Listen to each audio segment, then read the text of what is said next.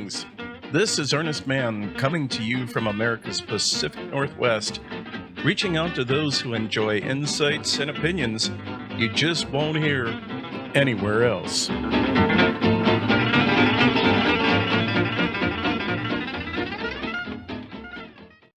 Do you currently have assholes in your life? I'd be willing to bet you do. That's what we're going to be discussing today in this episode. Assholes. How many times in your life have you ever just wanted to knock the living shit out of an asshole? I know I have more times than I can count. And when you stop to consider that I live in a country of almost 400 million people, you can bet, statistically speaking, many of them are assholes. And that means there must be a hell of a lot of assholes. Now, take into account, just like many other things, assholes are on a spectrum. From very low grade, minor, annoying assholes on the low end to complete and total assholes on the high end. You know, the ones you really wish you could personally witness becoming recipients of a Darwin Award. So, here's a true personal story about one of them.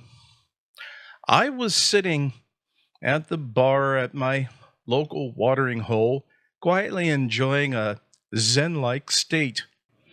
The place has a cool anti-corporate vibe to it, like it's actually owned by human beings who not only know you, but will actually talk to you when they're not busy. And it actually has that feeling because it actually is owned by human beings who will talk with you, not just hyper-productive cocaine squirrels hustling drinks who seem very annoyed if you try to befriend them or dare to interrupt them from their urgent life business on their fucking cell phone. Apparently, engaging in a prison call from P. Diddy on line 1 and the Pope on line 2. Or maybe it's the other way around. Anywho, this place has really cool artifacts from the 60s and 70s on the bar wall, interspaced with all the booze. And one of my favorites is a classic. I'm guessing it's from sometime from the late 60s, and in my opinion, still very cool. The tall black cat clock, an actual plug-in electric analog clock with eyes and tail that move back and forth with a soothing, predictable rhythm, which, like I said earlier, I find produces a soothing, zen-like state, especially while enjoying your favorite poison. But alas, that zen-like state was not to last. Enter one of the worst assholes of all, the squirrel asshole.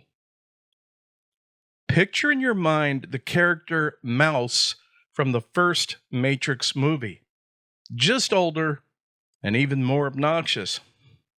So Squirrel Asshole introduces himself and begins to projectile vomit some incomprehensible babble about his squirrely life at 10,000 miles per hour. That's when my deep Zen moment began. Gazing back at the cat clock, I began to have a vision.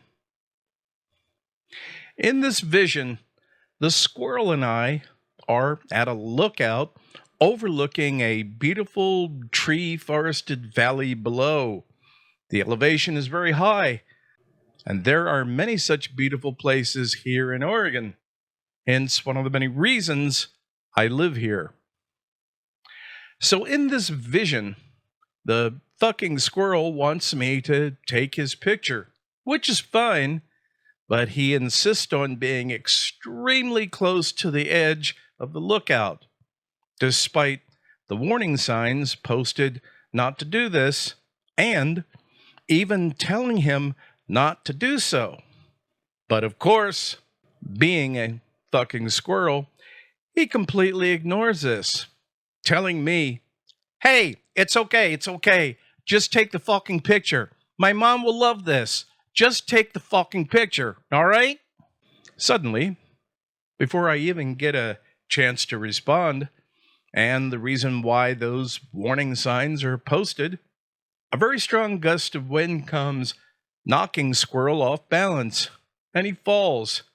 And my morbid curiosity takes over, despite the same safety issues I mentioned earlier.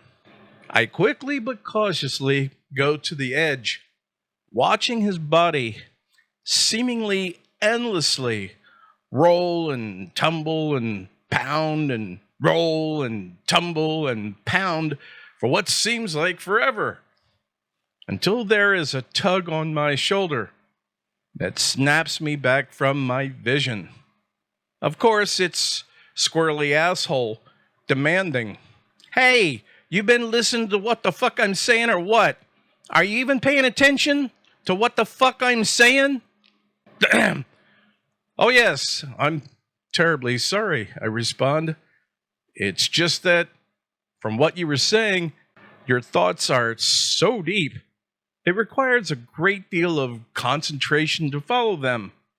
But I've been listening very intently to what you've been saying, and it has to do with you wanting pictures of yourself loving and fucking your mother.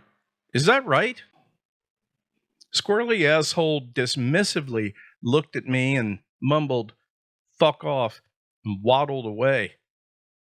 I have no idea what I could have said to him to make him react that way. Anywho, I forgot to mention one thing about the cool electric cat clock. Every hour, on the hour, the cat actually meows and smiles. And at that very instant, that's exactly what it did. And it's also at that very instant, I felt a deep sense of gratitude and fulfillment because I had definitely achieved a Zen moment. If you found this episode informative or entertaining, please consider subscribing. And if you just want to reach out to me with whatever's on your mind, you can do so by clicking my contact link in the description below. Because if you're going to be miserable, at least you won't have to be miserable alone. Until next time, this is Ernest, and that's all I've got for today.